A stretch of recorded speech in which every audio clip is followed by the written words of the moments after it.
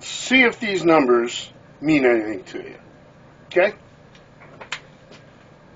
18, 21, 25, 33, 41, and 70. Hike, right? Most of you are astute enough to look at this and say, well, it could be ages of people or something. Probably is. Let me throw another data point in there. 1776. These are ages of some people around the founding of our nation. So let's go ahead and put the folks in there, right? We got Madison, Hamilton, these names might be familiar to you, Monroe, Jefferson, Adams, who's kind of the old man of the bunch, with the exception of the outlier, Ben Franklin. Ben Franklin was already 70 in 1776, but he's kind of the Bernie Sanders of his day, although I don't think he had those cool mittens Bernie had, right? And when you take take Franklin, the outlier, out, X bar, meaning average, is 28.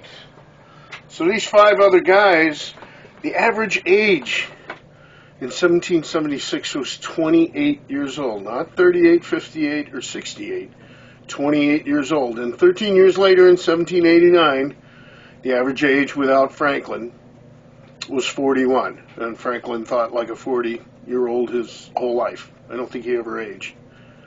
So the point of all this is it's always been the young. Check it out.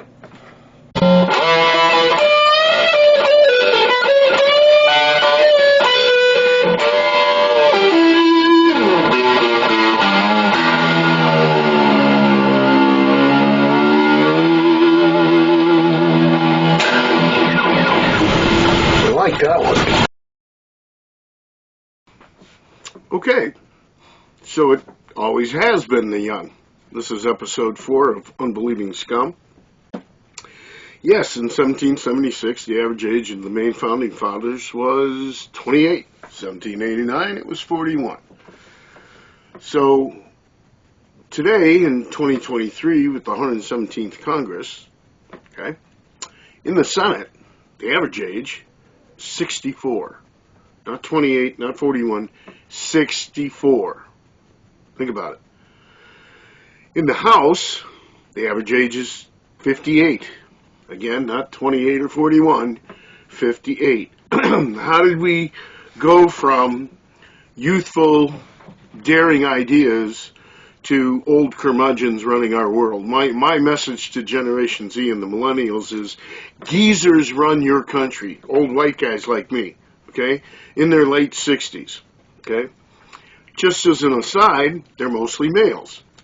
There's 24 females in the Senate, and the House is only 27% female. Actually, our population is now more than 50% female. There's about 330 million people in the United States. 166 million are females, 162 million are males. So there ought to be 51 female senators and whatever the number is, 200 some females in Congress. We're working on it. It's better than it was. When I was in 3rd or 4th grade in 1963, we only had 3 female senators. So we've come a long way to 24. But the point is that, you know, the population of our legislators is dominated, right? Dominated by old, white, male, Christian lawyers. If that doesn't spell conservatism with a capital C and argumentation with a capital A, I don't know what does, okay? So let's talk about Generation Z, mostly the students I teach that are 18 to 25 years old. It's born in 1997 through 2012. 39% of them are nuns, N-O-N-E-S, no religious affiliation, okay? 29%, almost 30% of the overall U.S. population now identifies as nuns. And that used to be 6%, 10, 12%. It's up to almost 30%. But 40% almost of the 18 to 25-year-olds, okay, have no religious affiliation, and 80% of them vote Democratic. I'll throw some references at the bottom where those numbers came from. Okay?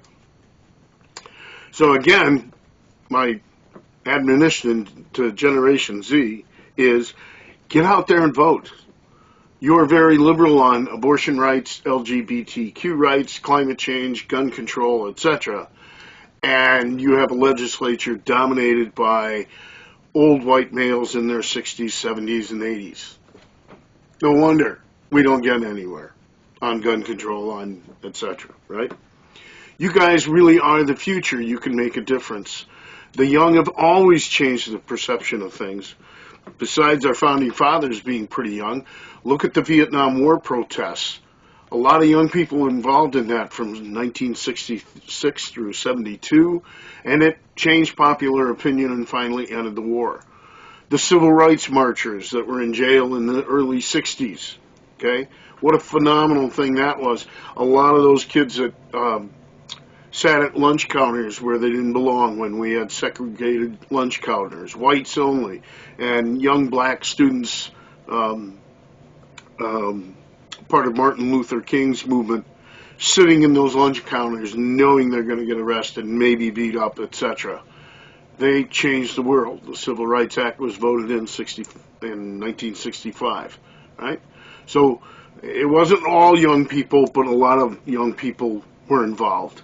And the more youth movement and new thinking you get, the more you can really change the world. Like Bill Nye says, you can change the world. And yeah, you really can. And nowadays we're blessed with a lot of young activists, pardon the pun, blessed. We're fortunate to have Greta Thunberg from Sweden, the climate activist who's been busy for 5 years since she was 14, 15.